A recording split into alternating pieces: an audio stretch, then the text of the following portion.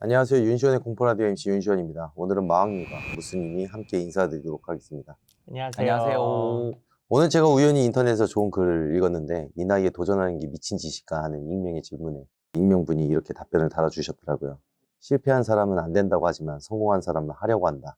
그러니 도전하고 훗날 성공한 사람이 되어 용기 내서 해봐 라고 말해주는 사람이 되길 바란다고. 네, 사실 모든 도전은 그 도전으로 또 가치가 있는 것이라고 저는 생각을 합니다. 자, 윤시원의 공포라디오는 여러분이 올려주신 사연을 저와 게스트분들이 소개해드리고 사연에 관해 이야기해보는 자리입니다. 그렇습니다. 그리고 또 요새는 사연이 꽤 많은 신청이 있는 걸로 제가 또 알고 있어요. 그래서 이 정도 사연 괜찮나 이렇게 생각하지 마시고 주저하지 마시고 많이 신청해 주시면 감사하겠습니다. 네, 그리고 좋아요, 구독, 알림 설정도 잊지 말아주시고요. 저희가 다 보고 있으니 많이들 댓글도 달아주시면 감사하겠습니다. 네, 그러면 오늘은 또 어떤 무섭고 미스테리한 사연을 들을 수 있을지 기대해보면서 공포라디오 첫 번째 시작해보도록 하겠습니다. 첫 번째 사연, 우리 마왕이 형님께서 먼저 뽑아보시죠.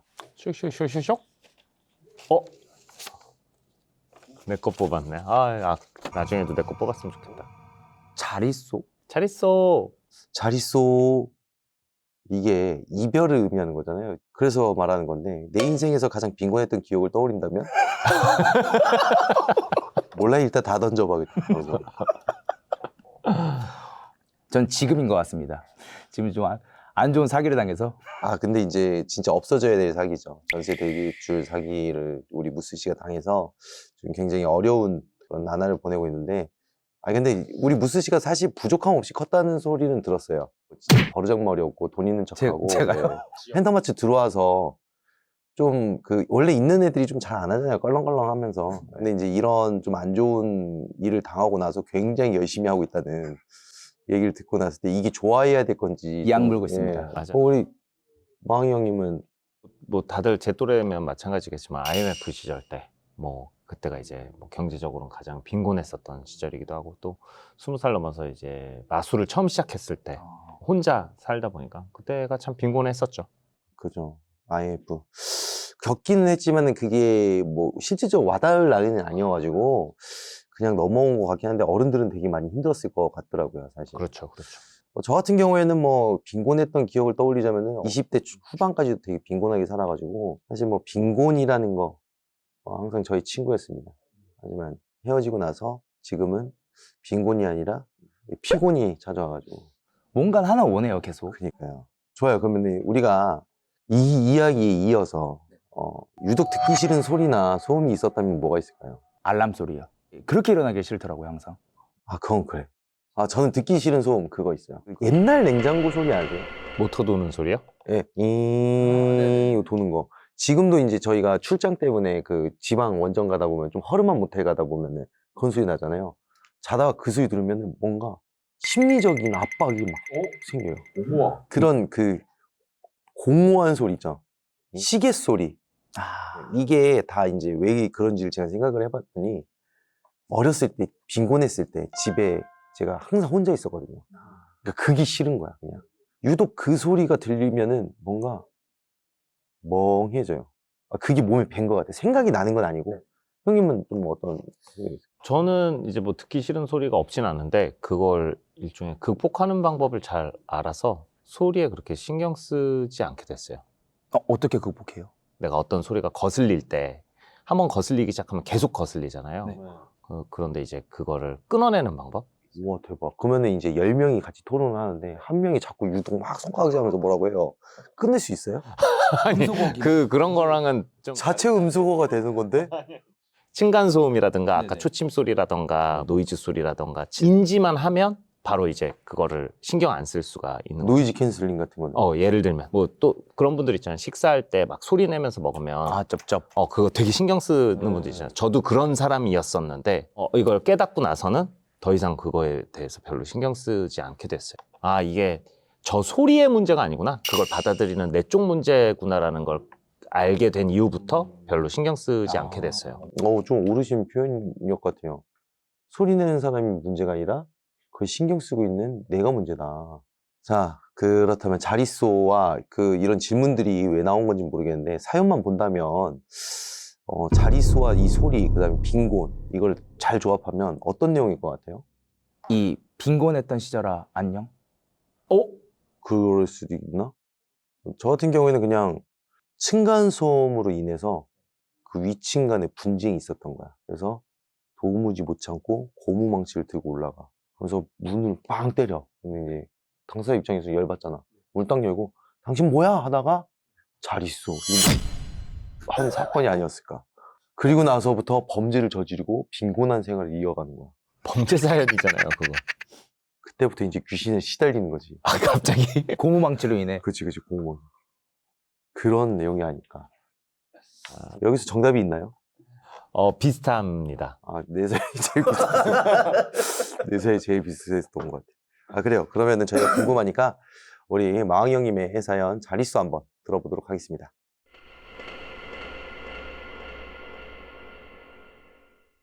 오늘 제가 소개해드릴 사연은 자릿소입니다. 제 인생의 첫 기억은 가난이에요. 어둑해진 밤이었고 어느 넓은 주차장이었던 것 같습니다. 저는 엄마의 손을 꼭 붙잡고 걷고 있었어요.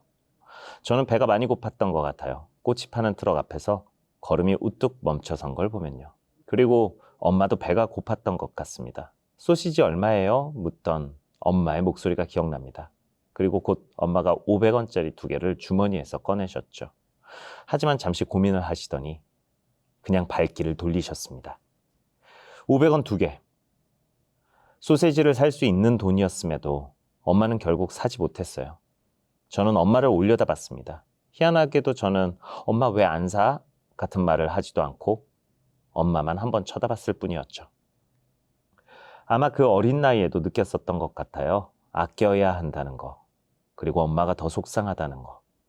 아직도 가끔 그날을 떠올립니다. 우리 엄마도 그때 얼마나 먹고 싶었을까? 먹는 걸 너무 좋아하시거든요. 그날 엄마가 입었던 하얀 면바지, 하얀 반팔티, 주차장 아스팔트에 아직 남아있던 열기, 내 작은 손을 꼭 잡고 있던 엄마의 손 모양까지 제 첫 기억은 그렇게 강렬하게 남아있습니다.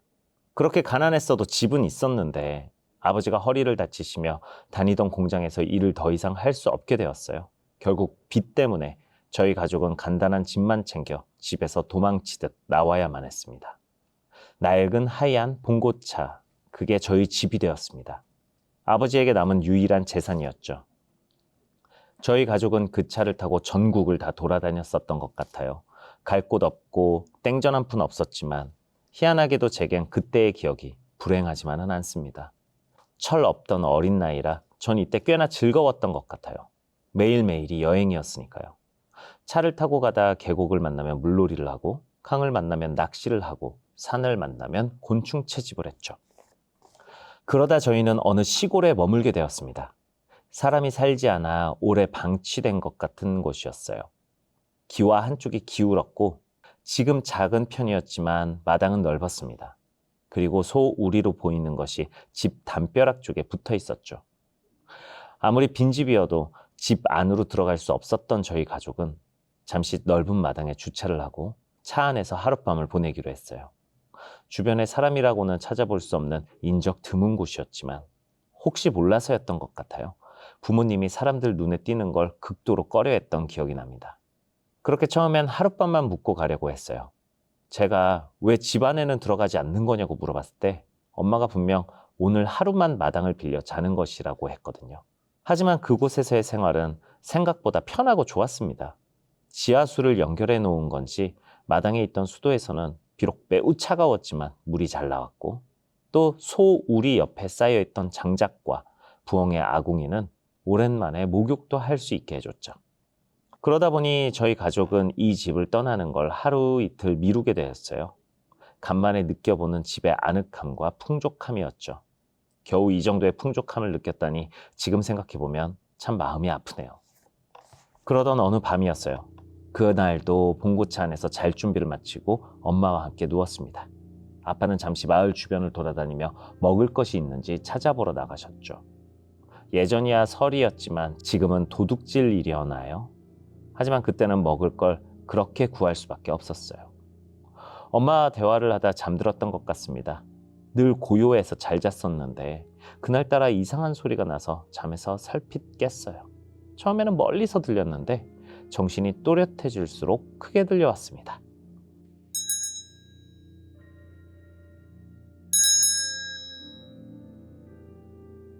겨울에 길거리에서 들어본 구세군 종소리와 비슷했어요. 저는 엄마 품에서 나와 차창 밖을 내다봤습니다. 아주 어두웠어요. 종소리도 멈춰 있었습니다. 엄마는 듣지 못했는지 깊이 잠들어 계셨어요. 저도 다시 누워서 자려는데 또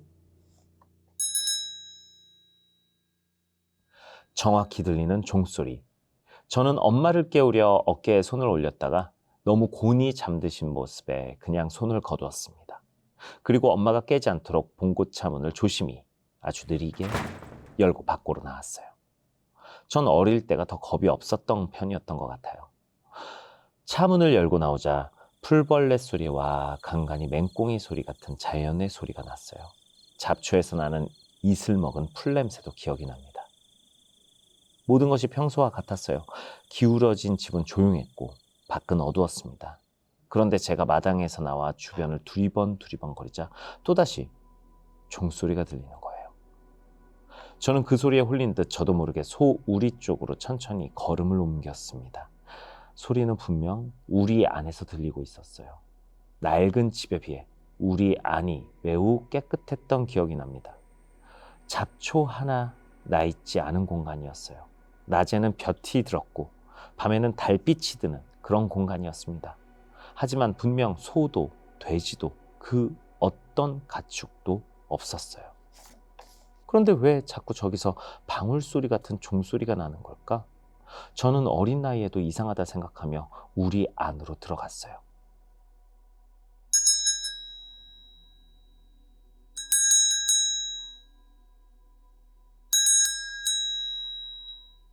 그리고 그날의 제 기억은 이 종소리가 끝이었습니다.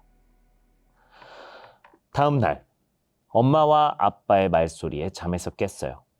일어나 보니 제가 집 쪽마루에 누워 있었습니다. 눈을 뜨자마자 봉고차의 회색 천장이 아니라 파란 하늘이 보이니 기분이 이상했어요. 제가 일어나자 엄마 아빠가 놀란 얼굴로 제게 다급히 달려오셨습니다. 그러더니 제 몸을 구석구석 살펴보셨어요. 아들 괜찮아? 정신이 들어? 응, 나 잘 잤는데. 근데 나 왜 나와 있어? 아이고, 이놈아, 아빠가 얼마나 놀랐는지 알아? 대체 왜 그 새벽에 소울이 그러고 있어? 엄마와 아빠가 번갈아 가면서 말하는 통에 정신이 하나도 없었어요. 그런데 저는 분명 종소리를 듣고 나왔던 기억뿐인데 엄마와 아빠가 말하는 내용은 제가 아닌 것만 같았습니다. 제가 우리 안에서 밤새 소처럼 행동했대요. 그때 저는 소를 한 번도 제대로 본 적이 없어서 소처럼 행동했다는 게 뭔지 잘 모르겠더라고요. 그런데 아빠가 말하길 아빠가 어릴 적 키웠던 소처럼 행동했다고 합니다. 아빠가 제 이름을 부르며 왜 그러냐고 물었더니 대답도 소 울음소리로 냈대요. 저는 기억이 전혀 나질 않아요. 부모님은 아무래도 우리가 너무 오래 염치 없이 털을 빌려 쓴 것 같다며 떠나야 할 것 같다 하셨습니다. 또 언제 제대로 씻게 될지 모르니 목욕을 하고 옷도 빨아 널었어요. 빨래가 마르면 떠나려 했는데 갑자기 오후부터 장대비가 쏟아지기 시작했습니다. 저희는 어쩔 수 없이 하루 더 이 집 마당을 빌려야만 했어요. 봉고차 안에 가만히 있으니 빗소리가 엄청 시끄러웠습니다. 처음에는 듣기 좋았는데 계속 듣다 보니 소음이 되어 잠이 오질 않았어요. 엄마는 일을 많이 하셔서 그런지 노곤했던 것 같아요. 이 시끄러운 빗소리에도 깊이 잠드셨더라고요. 아빠도 잠이 오지 않는지 계속 뒤척이셨습니다. 도무지 잠이 오질 않아서 아빠 품에 안겨 두런두런 이야기를 나누고 있는데 다다다다 쏟아지는 빗소리를 뚫고 또다시 종소리가 들려왔어요. 그런데 이번에는 저만 들은 게 아니었습니다. 이게 무슨 소리야? 아빠도 들리지? 이 주변에 논밭밖에 없는데 이상하네. 어디서 나는 거지? 저기 저 소 우리 나 어제 저기서 들었어. 어제 이 소리를 듣고 나간 거라고? 응. 아빠는 자리에서 일어나 창문을 열고 밖을 내다보셨어요. 빗물이 차 안으로 튀어들어왔습니다. 제가 차갑다 하자 창문을 닫은 아빠가 짐이 쌓인 맨 뒷자리를 잠시 뒤적이시더니 낡은 우산 하나를 꺼내셨어요. 종소리가 다시 빗소리를 뚫고 들려왔습니다. 아빠가 둘러보고 올 테니까 자고 있어. 같이 가면 안 돼. 나 심심한데. 비 많이 오잖아. 엄마 옆에서 자고 있어. 저는 아빠를 따라 나가고 싶었지만 아빠는 단호히 안 된다고 하셨어요. 결국 아빠 혼자 소우리로 향했습니다. 저는 운전석으로 넘어가 아빠가 소우리 앞을 서성거리시다 안으로 들어가는 걸 가만히 지켜봤습니다.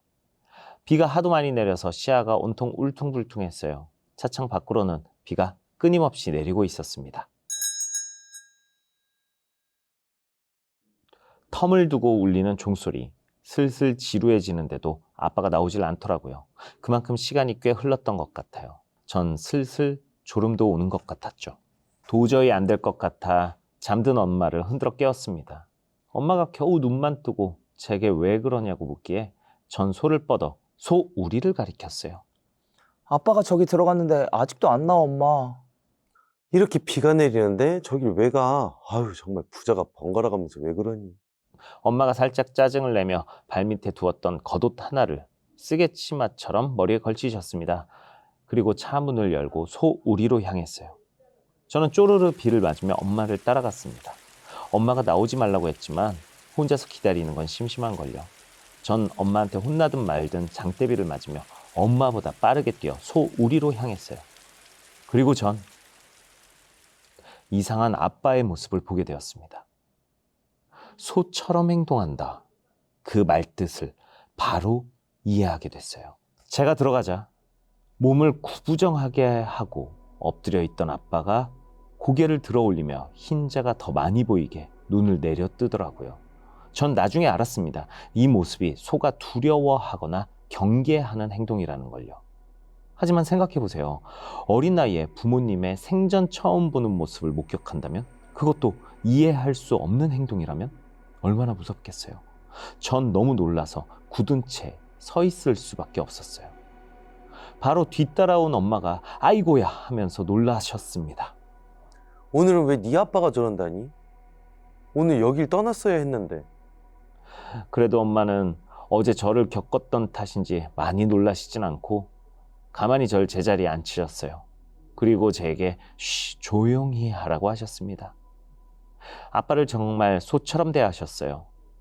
그렇게 엄마와 저는 오들오들 떨며 한참을 없는 사람들처럼 앉아 있었습니다. 한 20분 정도 됐던 것 같아요. 체감상은 2시간이었지만요. 이것도 나중에 엄마한테 들어서 알았어요. 소는 진정하는데 20분에서 30분 정도가 걸린대요. 정말 신기하게도 한참 뒤 아빠가 눈을 느리게 깜빡깜빡 하더니 고개가 푹 꺾였습니다. 잠든 것 같았어요. 엄마가 재빨리 다가가 힘겹게 아빠를 돌아눕혔습니다. 엄마와 저는 도저히 아빠를 옮길 수가 없어서 차 안에서 이불을 가져와 소우리에서 가족 모두 밤을 보내고 말았어요. 아침에 눈을 뜬 아빠는 저와 같은 말을 했습니다. 종소리를 듣고 우리 안으로 들어간 것이 기억의 끝이라고 해요. 그런데 우리 안으로 들어가기 전에 어렴풋이 한 할아버지가 소의 목덜미를 정성스럽게 쓰다듬는 걸 봤다고 하셨습니다. 하지만 워낙 기억이 흐릿해서 그냥 꿈인 것 같다고. 저희는 엉망이 된 이불과 옷을 빨 생각도 못하고 그냥 떠날 준비를 했어요. 그리고 그 집을 떠나기 전 아빠는 아무래도 꿈이 마음에 걸린다면서 소우리를 정성껏 청소하셨습니다. 덕분에 잘 쉬다 갑니다 어르신 하고 절을 하시는 아빠를 따라 이유도 모르면서 저도 절을 올렸습니다. 아빠가 집 쪽마루에 동전 몇 개를 올려두고 나오셨던 것 같아요. 드넓은 논밭에 덜렁 있던 그 낡은 집이 작은 점으로 보일 때까지 차창 너머로 아주 오래 봤던 기억이 나요. 비록 이상한 일을 겪었지만 그곳에서 지내는 동안 마음은 아주 편안했었거든요. 이제 저희 집은 더 이상 가난하지 않습니다. 뭐 그렇다고 부자도 아니지만요. 희한하게 그 집을 나온 후부터 일이 다 잘 풀리기 시작했어요. 아빠의 건강이 많이 좋아지셨고 또 먼 친척과 우연히 연락이 닿아 그곳 과수원의 일을 도와주며 돈도 모으셨습니다. 가족 모두가 먹고 살만해진 후 다시 그 집을 찾아가 봤지만 이미 허물은 건지 아니면 저희가 찾질 못하는 건지 다시 보진 못했어요. 아직도 아빠는 약주를 한 잔 하실 때면 그 집에서 소의 기운을 받아 잘 된 것 같다 하십니다. 뭐든 생각하기 나름 아니겠어요? 좋게 생각하면 좋은 거고 나쁘게 생각하면 나쁜 거겠죠.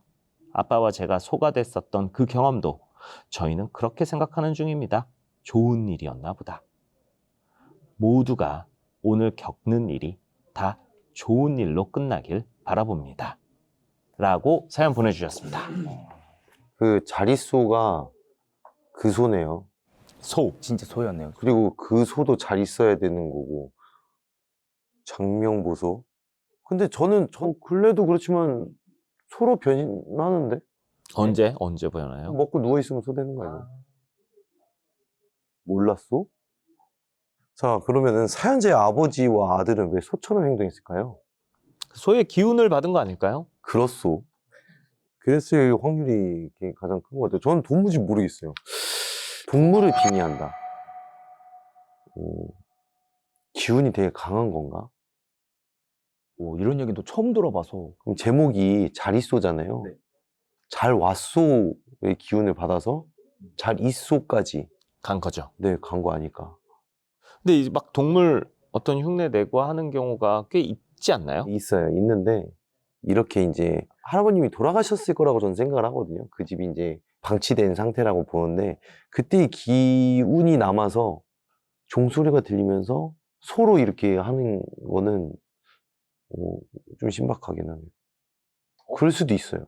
있는데 소는 또 되게 우리가 소고기도 많이 먹고 아무튼 막 그렇잖아요. 쉽지 않다는 거죠. 아무튼 뭐 새나 뱀이나 이런 건 상관없고 뭐 그렇죠. 그런 경우도 있고 소라서. 개도 뭐 그런 경우가 있긴 하지만 소는 좀 많이 없었던 것 같아요. 제 기억에.